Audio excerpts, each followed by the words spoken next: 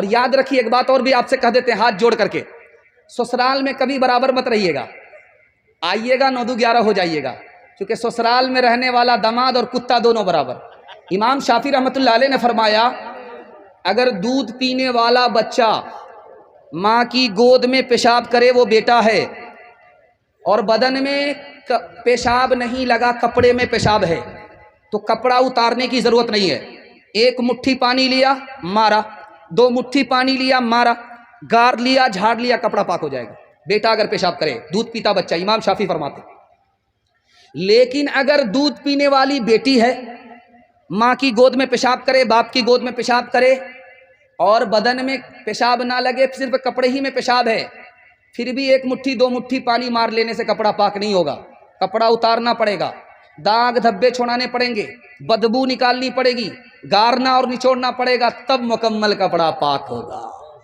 دیکھیے نقطہ، بیٹا پیشاب کرے محنت نہیں ہے، تھوڑی سی محنت میں کپڑا پاک، بیٹی پیشاب کرے دنیا بھر کی مصیبت، موٹا موٹی پاک کرنے سے کپڑا پاک نہیں، کپڑا اتارنا پڑے گا۔ دیکھیے کتنی محنت۔ پالن حقانی نے یہاں سے نقطہ نکالا، دعا کیجیے اللہ ان کی قبر کو نور سے بھر دے۔ پالن حقانی نے فرمایا جس طرح بیٹے کی پیشاب کو پاک کرنے میں محنت نہیں ہے، اسی طرح بیٹے کی تعلیم پر زیادہ محنت نہیں ہے، جس طرح بیٹی کے پیشاب کرنے میں زیادہ محنت ہے، اسی طرح بیٹے سے زیادہ بیٹی کی تعلیم پر محنت کرنی پڑے گی۔ کیوں؟ بیٹی 4 منزل میں پہنچتی ہے، پہلی منزل میں وہ بیٹی ہے، دوسری منزل میں وہ بیوی ہے، تیسری منزل میں وہ ماں ہے، چوتھی منزل میں وہ ساس ہے۔ جب آپ نے بیٹے سے زیادہ بیٹی کو تعلیم دی، یہی بیٹی آگے چل کر کے اچھی بیوی ہوگی، یہی بیٹی آگے چل کر کے اچھی ماں ہوگی، یہی بیٹی آگے چل کر کے اچھی ساس ہوگی۔ مرد پڑھتا ہے اکیلا مرد پڑھتا ہے، عورت پڑھتی ہے سارا خاندان پڑھتا ہے۔ ماں ادھر ہے، باپ ادھر ہے، بیچ میں بچہ کھڑا ہے، ماں مسلمان ہے، باپ مسلمان نہیں ہے۔ ماں کہہ رہی ہے بیٹا کلمہ پڑھ لے، میری طرح مسلمان ہو جا۔ باپ کہہ رہا بیٹا بھول سے کلمہ مت پڑھنا، جیسے میں مسلمان نہیں تم بھی مسلمان مت ہونا۔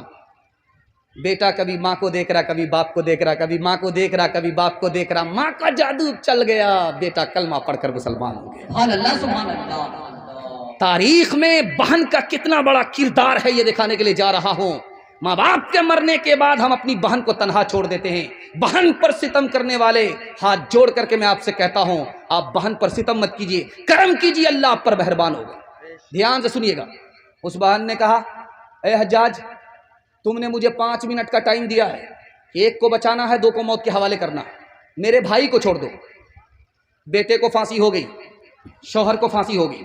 حجاج بن یوسف نے حیرت سے پوچھا اے عورت تو نے بیٹے کو نہیں بچایا بھائی کو بچایا، اس کا کیا راز ہے؟ تم نے بھائی کو بچایا شوہر کو نہیں بچایا، اس کی کیا وجہ ہے؟ اس عورت کا جواب سنو۔ اس نے کہا میں جوان ہوں، میری شادی ہو جائے گی، مجھ کو شوہر مل جائے گا، خدا مہربان ہوا مجھ کو بیٹا مل جائے گا، لیکن ماں باپ مر چکے ہیں، بھائی نہیں آئے گا۔ 2 مثال پر پیغام ختم کر رہا ہوں۔ اسکول ہے، اس میں بحالی چل رہی ہے، زنانہ اسکول ہے، لیڈیز کی بحالی چل رہی ہے۔ 7 لڑکی امتحان دینے کے لیے آئی۔ پہلا سوال پوچھا گیا کہ اسلام کے 5 رکن کیا ہیں؟ کسی نے جواب نہیں دیا۔ دوسرا سوال پوچھا یہ بتاؤ مسلمانوں کے 5 ملک کون کون سے ہیں؟ کسی نے جواب نہیں دیا۔